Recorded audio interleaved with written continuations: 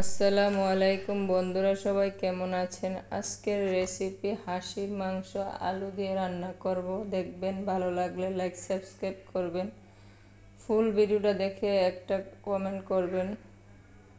প্রথমে হাঁসির মাংসগুলোকে ভালো করে ধুয়ে নিলাম। তারপরে মশলা দিয়ে দেব, লবণ দিয়ে দিলাম, হলুদের গুঁড়া। লবণটা চিকন হয়, একটু বেশি লাগেছে। তো মরিচের গুঁড়া ঝাল ঝাল করার জন্য একটু বাড়িয়ে দিলাম, ধনিয়ার গুঁড়া, জিরার গুঁড়া,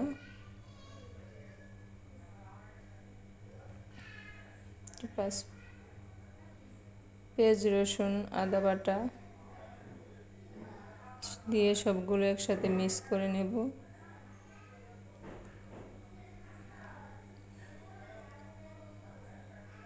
মাংসের সাথে মশলাগুলোকে কিছুক্ষণ মিক্স করে রাখলাম।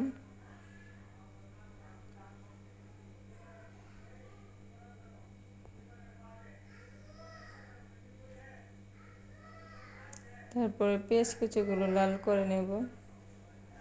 পেঁয়াজগুলো লাল বাদামি রঙের হয়ে আসলে তেজপাতা, এলাচি, দারচিনি দিয়ে কিছুক্ষণ ভেজে নেব। পেঁয়াজগুলো ভাজা হয়ে আসলে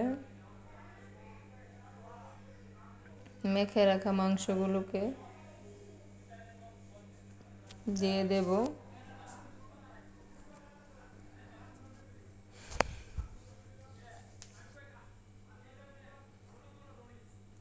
মাংসগুলোকে দিয়ে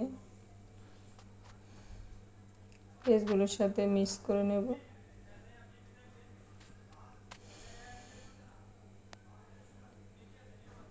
মাংসগুলো কিছুক্ষণ কষিয়ে নেব।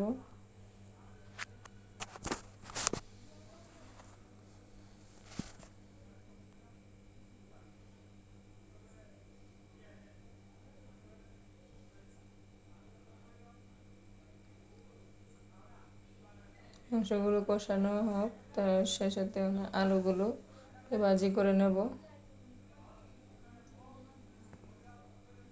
লবণ আর হলুদ দিয়ে আলুগুলোকে ভাজি করব, লাল লাল করে ভাজি করে নেব, তাতে স্বাদ আরও বেশি আসবে।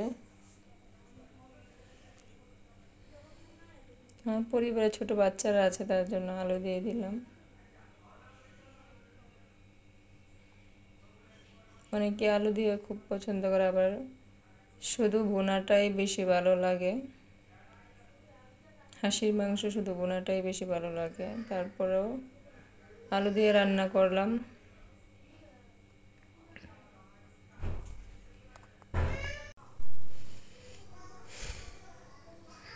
আলুর সাথে মাংসগুলো দিয়ে দিলাম, দিয়ে কষিয়ে নিব ভালোভাবে।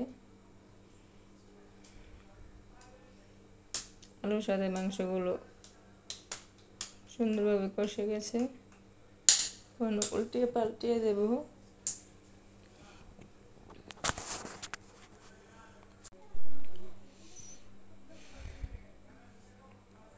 তো হাঁসির মাংসগুলো হয়ে গেছে। এই পর্যন্ত যারা দেখেছেন অসংখ্য ধন্যবাদ। এখন ছোট মাছ রান্না করব।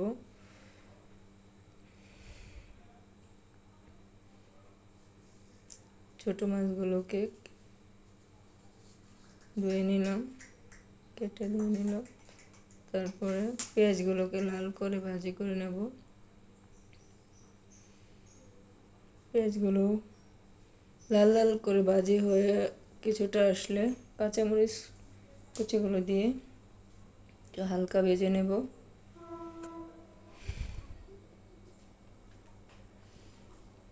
পেঁয়াজ কাঁচামরিচগুলো ভাজি হয়ে আসলে একটু পানি দিয়ে মশলাগুলো দিয়ে দেব।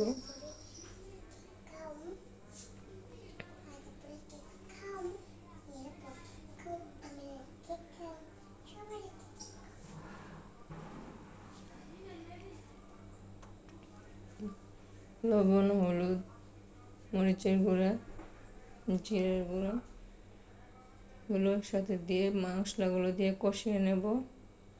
ভালোভাবে ঝোলটা কষিয়ে নিলে তারপরে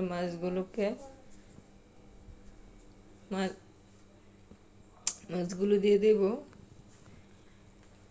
মাছগুলো দিয়ে কিছুক্ষণ কষিয়ে নেব নেড়ে চেড়ে।